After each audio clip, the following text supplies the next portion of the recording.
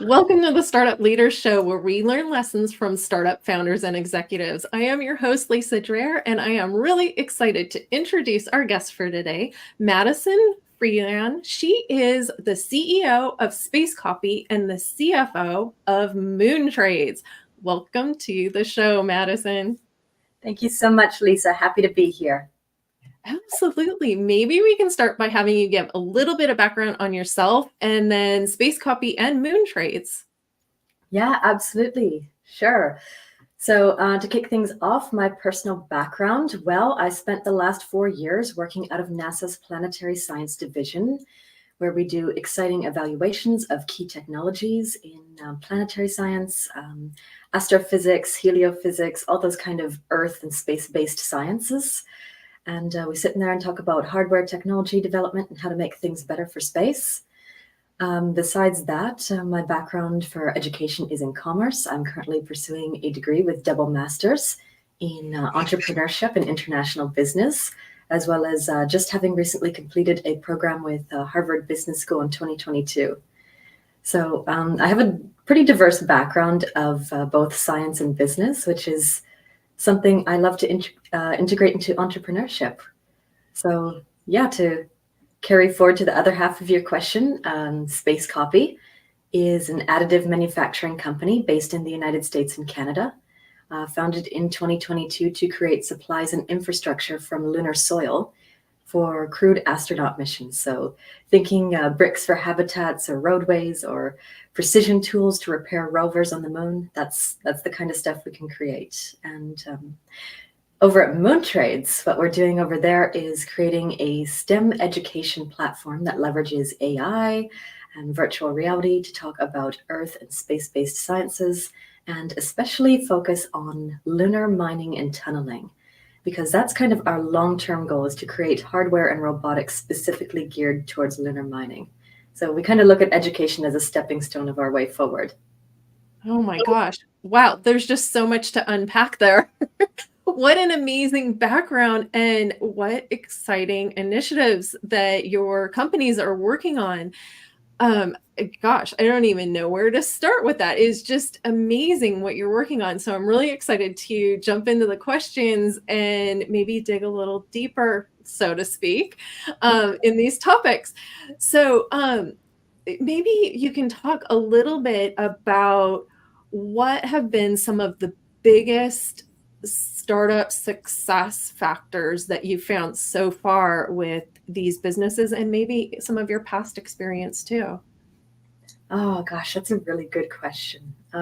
I think for myself, and I've been kind of in the entrepreneurship realm pretty hardcore for about a year and a half now. In the early stages, like the very, very beginning of startup development, the biggest key to success for myself anyways, it includes clarity of vision, resilience, adaptability, and probably most importantly, effective resource management. I think if you have a really clear understanding of what your product is, who your target market is, and most importantly, what's your value proposition and what sets you apart from everybody else, I think that's essential in guiding the initial steps. And being resilient in the face of challenges and adaptable to changing market conditions, and I'd say just being judicious in managing resources can really help startups navigate uncertainties in those early stages and really position yourself for long-term success. That's great. So some of the initiatives that you're working on are really big and ambitious. And I'm wondering kind of what sort of timeline do you see on these types of things? I mean, on orbit manufacturing and, moon mining, how far out do you see this? Well, what I love to think about when it comes to the lunar hardware technology is it's kind of like a closed loop circular economy. At Moon Trades, you've got the hardware being developed for mining the regolith. That can be delivered over to the 3D printer that we're making at Space Copy to additively manufacture infrastructure. So all of a sudden, you've got this good closed loop system that can do everything all in one. Kind of the vision, and we talk a lot about, when are we actually going to get to the moon? I think a lot of it lines up with Artemis too, and when astronauts are actually going to be on the lunar surface operating. I know at Space Copy, we always talked about having a launch date in and around 2028. But as far as Earth-based operations go, we'd like to have a product out to the market probably around that 2026 range, just to have something for manufacturing in extreme environments on Earth for defense and military applications.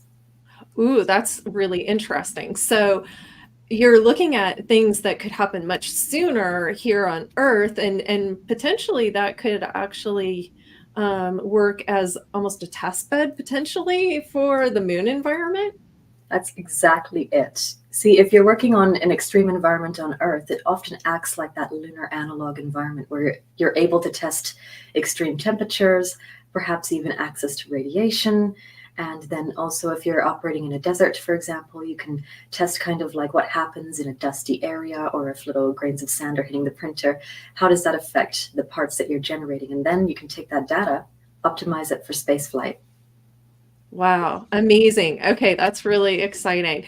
So as you're thinking back, you've been working on, I think, both of these initiatives for a while and maybe some of it behind the scenes for a while. But what have been some of the most, I guess, valuable lessons that you've learned along the way so far? Oh, one of the most valuable business lessons that I've learned in my journey, especially again, right in the very beginning, the early stages, is the importance of listening to others, listening to your customers, continuously iterating feedback based on their comments, and going to advisors, going to other people who have been founders previously and hearing their stories and what were their biggest challenges and what can you do to refine product market fit. I think that's invaluable. I think going back, taking like a broader look, because as a startup founder, you're very focused on your product and your business. But if you step back and identify the pain points of your target market, you end up uncovering all of these opportunities for improvement. And you kind of prioritize this centric and actively seeking feedback mindsets that actually can help you enhance your offering and better meet the needs of your clients. And then all of a sudden, if you can create this juncture, you have a much better opportunity of building a business successfully. And I think that's something that trails back into aerospace as well, because it's a very difficult industry to have to break through. It's this kind of burgeoning realm. And especially in 3D printing, for me, it's a niche field. And I had to take a step back and look which kind of applications does it encompass. It's aerospace, but it's also defense, military, construction, and transportation. So I think adaptability is essential here. Absolutely. Is there anything that you would do differently knowing what you know now if you were to start all over?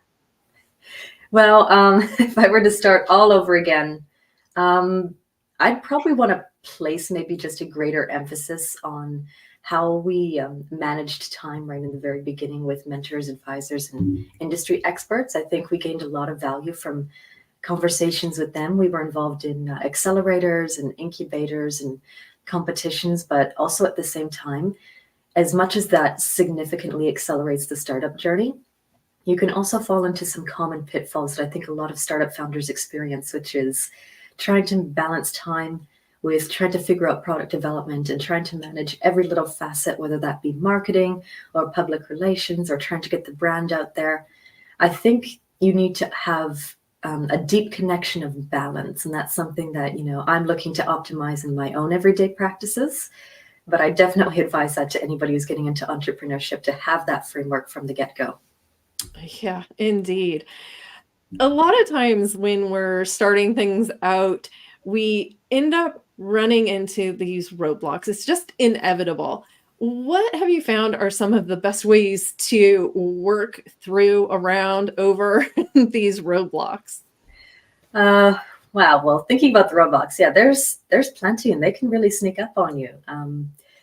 To to try and push beyond those plateaus in the early stages of the startup, uh, in order to achieve growth, you need agility, you need strategic pivoting, and you need a relentless focus on value creation.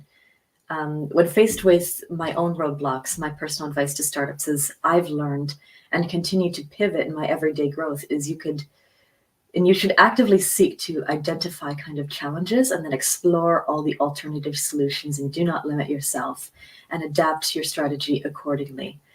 I think, especially for first time founders, the idea of pivoting is a real struggle. I know it was for us to try and find our niche and find where we really fit into the marketplace. And I think, even compared to 6 months ago, we did a little bit of pivoting. We took a step back and we saw that there was a much wider target client here. It's not just in lunar manufacturing, though that is the purpose.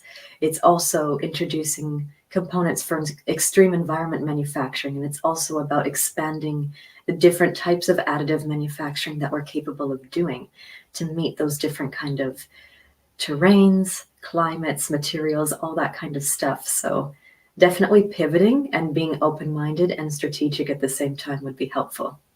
Right. You mentioned advisors earlier, and when you talk about pivoting, of course, you can find that your advisors sometimes don't give consistent feedback, meaning you have multiple advisors, they have multiple perspectives on something. How do you decide which path to go down if you're getting different input from different advisors?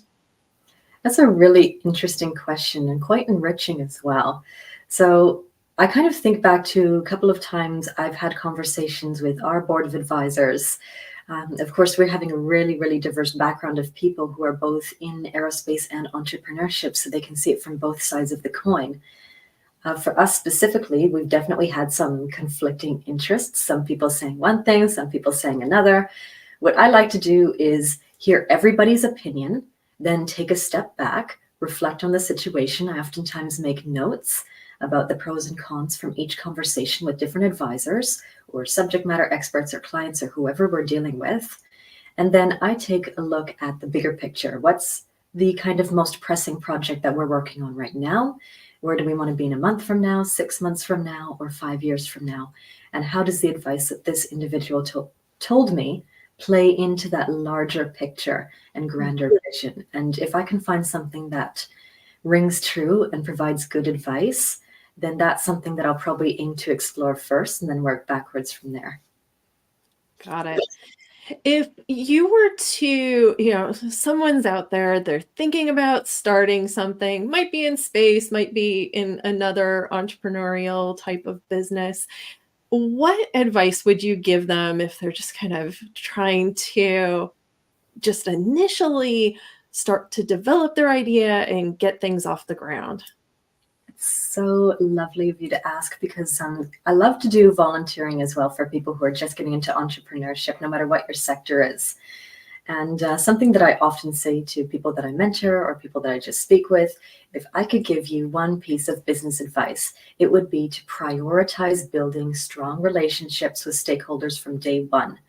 Get your voice out there, start networking by actively engaging with people, whether that's consumers, advisors, subject matter experts, investors, former founders, and attending events, whether that be online or in person. If you can find a conference that's within your sector, just get out there and listen to other people's feedback and share your story and create a good kind of 30-second elevator pitch that you can rehearse to all the people that you meet, and just incorporate the insights, live through the experience, and then take a step back after that. Go back to reflecting, because again, I think I've said it a couple of times, but reflecting is so important in the entrepreneurship realm.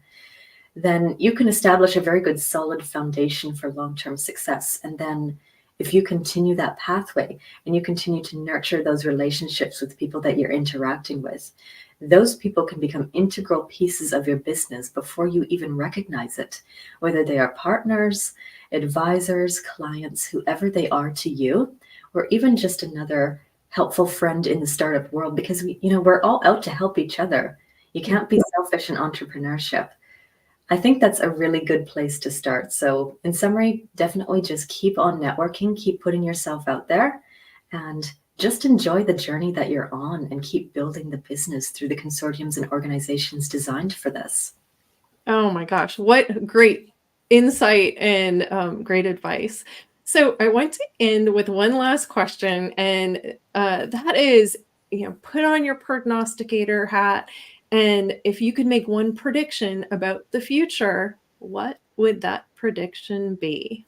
That is very interesting one. Well, I'm thinking on the lines of entrepreneurship and where I see it going in the future, mostly as just a big sector, but also kind of focusing on technology because that's kind of where I'm at.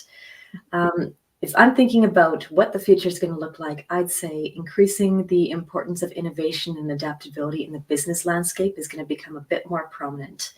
I think we've kind of been in this economic slump following the pandemic era and also kind of the influx of things like artificial intelligence flooding the market. Now there's kind of this new phase of technology that's continuing to evolve rapidly, and market dynamics are shifting unpredictably. And I'd like to think that in the next few years, that's going to level off just in the sense that businesses will start prioritizing innovation more, embracing change and fostering a better culture of being more adept to learning how to use these technologies and integrate them. And I think that will create a good market opportunity and positioning for new entrants to enter into the different sectors. So being able to kind of anticipate the future for myself, we're seeing fast-paced growth at Space Copy especially.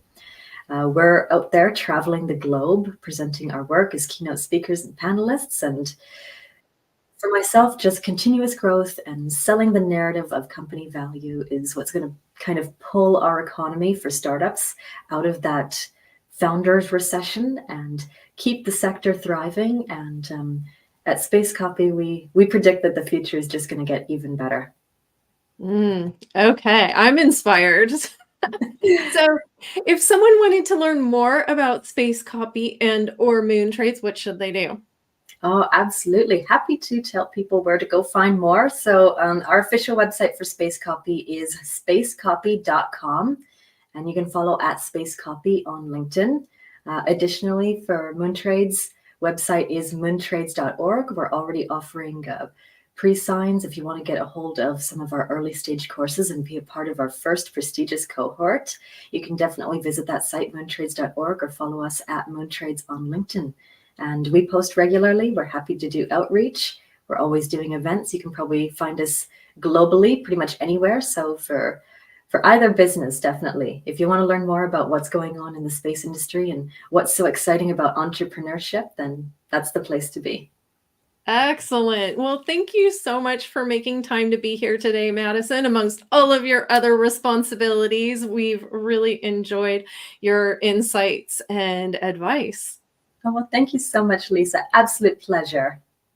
Thank you. I also do want to take a moment to thank GuideForce for hosting these sessions. To learn more about GuideForce, you can visit guideforce.com. And we'll see you next time on the next Startup Leader Show.